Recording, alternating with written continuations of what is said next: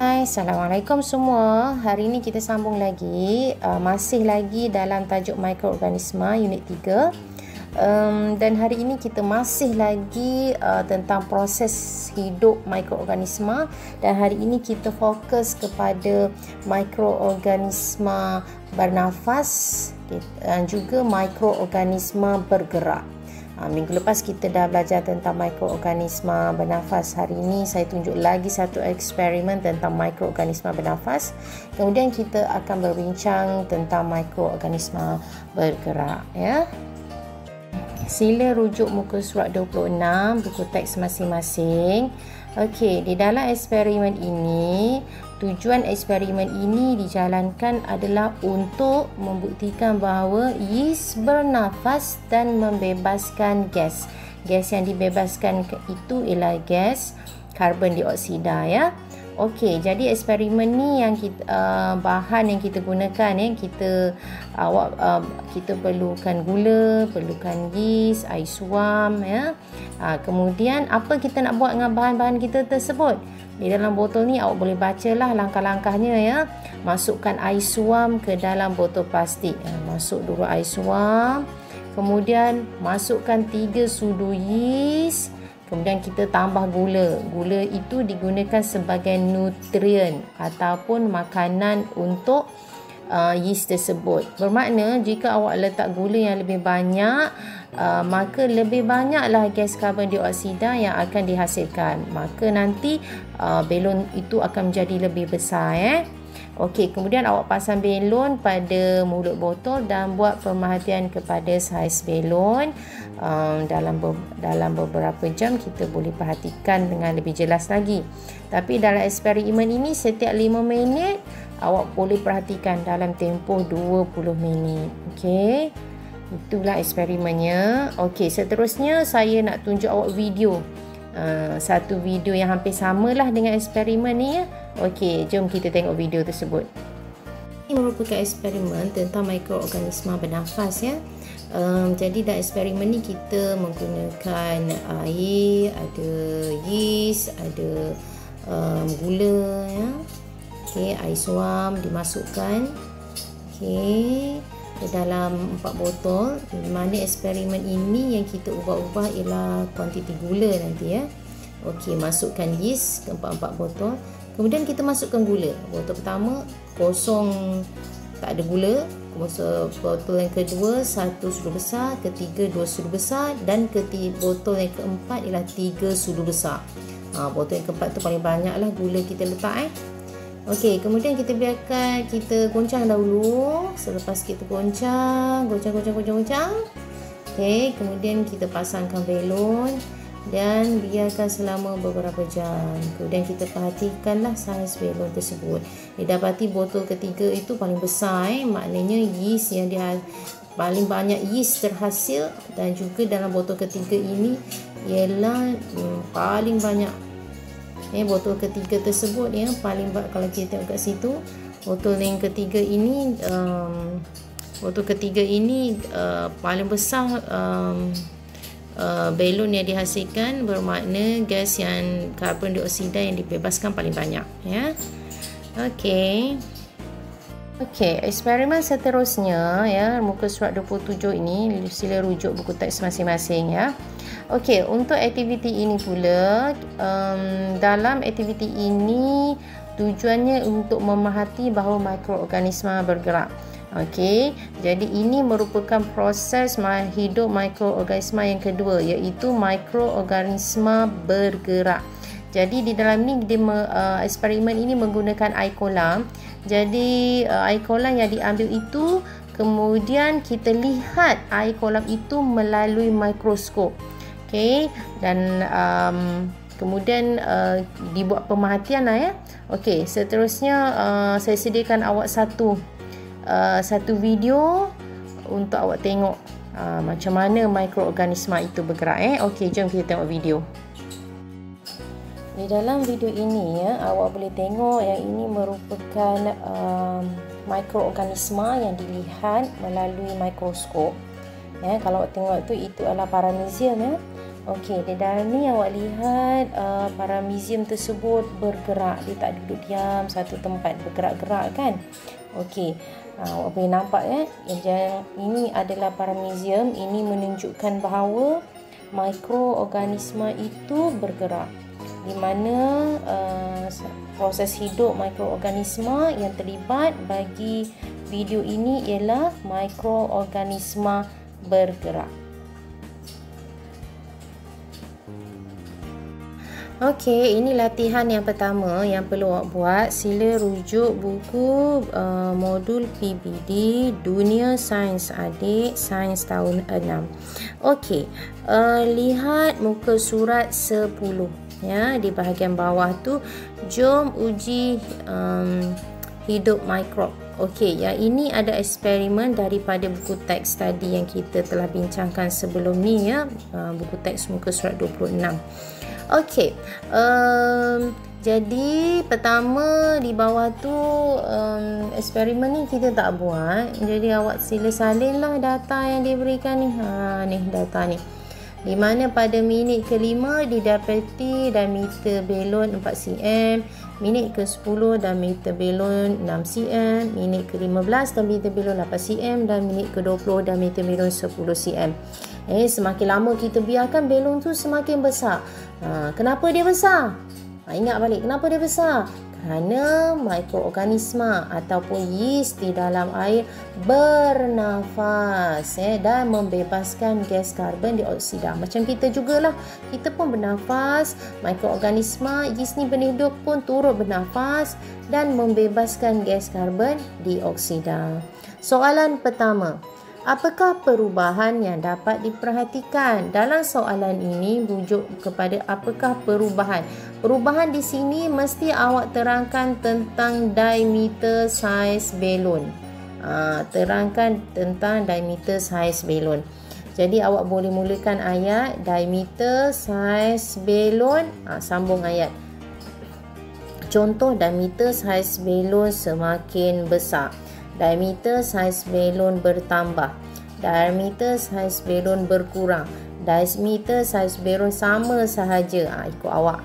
Okey, awak fikir balik, tengok data yang diberikan ni ya, kemudian tuliskan jawapan. Kedua, nyatakan inferen kamu tentang perubahan yang diperhatikan. Bagi inferen, kenapa belon tadi semakin besar? Kenapa saiz belon bertambah? Beri inferen. So yang ini awak mulakan ayat awak dengan kerana. Mulakan dengan kerana. Bagi tahulah kenapa? Kerana apa ya? Soalan ketiga, apakah gas yang dibebaskan semasa proses pernafasan mikroorganisma? Awak terangkan di situ gas apa yang dibebaskan ya. Semasa proses pernafasan ini gas apa? Okey. Soalan keempat, mengapakah gula digunakan dalam penyiasatan ini? Dari eksperimen kita masuk gula kan? Untuk apa gula tersebut? Contoh awak bagi tahulah. Sebab contohnya awak fikir kenapa nak letak gula? Tadi dalam video saya dah terangkan kan kegunaan gula tersebut. Adakah gula itu digunakan sebagai untuk membesarkan mikroorganisma?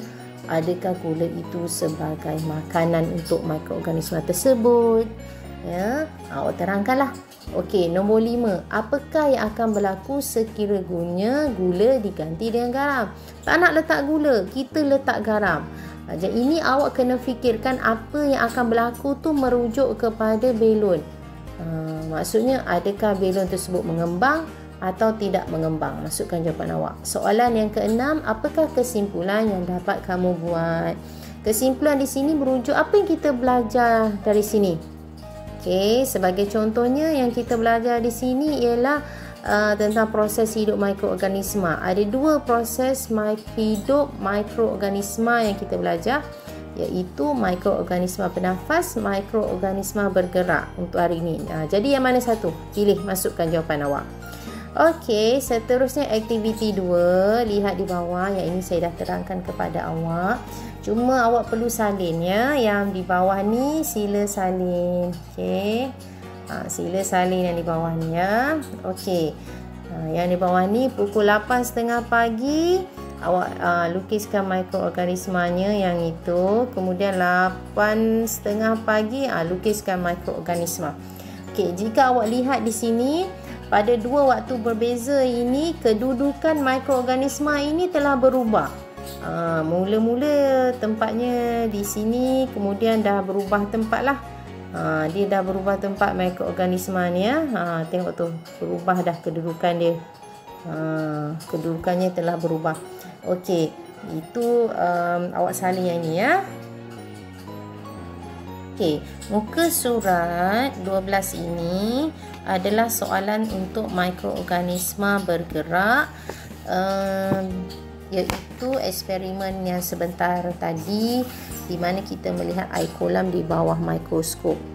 Okey, soalan pertama, berikan inference berdasarkan pemerhatian. Okey, pukul 8 pagi awak tengok mikroorganisma itu tempat lain. Kemudian pukul 8.30 pagi kat tempat lain. Ni gambar yang ni. Okey, 8 pagi awak tengok dia kat tempat lain. Lepas tu 8.30 dah kat tempat lain ya. Okey, jadi awak tuliskan pemerhatiannya. Okey, soalan pertama, apakah pemerhatiannya? Contoh ayat awak boleh tulis mikroorganisma adakah masih sama kedudukannya ataupun tidak. Tulislah apa yang awak perhatikan. Mikroorganisma masih sama kedudukannya. Kalau awak rasa masih sama. Kalau awak rasa kedudukannya berubah, mikroorganisma telah berubah kedudukannya. Tulislah ayat awak yang sesuai ya. Soalan kedua, berdasarkan uji kaji ini, adakah mikroorganisma merupakan benda hidup? Tulis ya atau tidak. Kalau ya, awak garis ya, bulatkan ya. Kalau tidak, bulatkan tidak. Mengapa? Kenapa awak kata mikroorganisma itu benda hidup? Jadi awak kena terangkanlah yang ni ya. Kenapa awak kata ia mikroorganisma benda hidup? Mesti merujuk kepada eksperimen yang ini. Okey, kenapa awak kata mikroorganisma ini merupakan benda hidup? Mesti merujuk kepada eksperimen yang ini ya. Okey, jadi awak tulis kerana mikroorganisma ini, yang ini yang mana satu? Yang bergerak ke bernafas? Masukkan jawapan awak. Soalan ketiga, sekiranya mikroorganisma tidak digunakan, adakah kamu dapat melihat? Minta maaf. Soalan ketiga, sekiranya mikroskop tidak digunakan, tak guna mikroskop, boleh tak kita nak lihat mikroorganisma tersebut?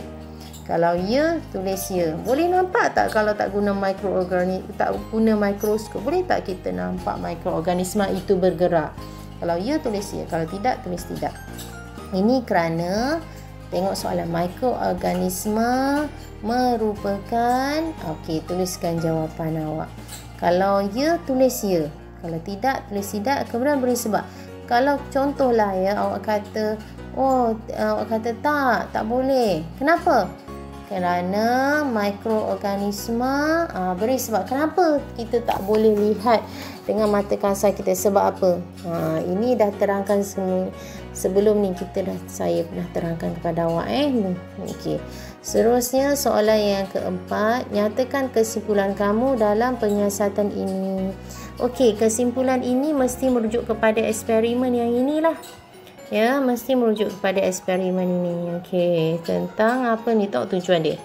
Mikroorganisma bergerak. Okey, jadi apakah kesimpulan kita dari eksperimen ini? Apa yang kita dapat kaji dari eksperimen ini? Tulis.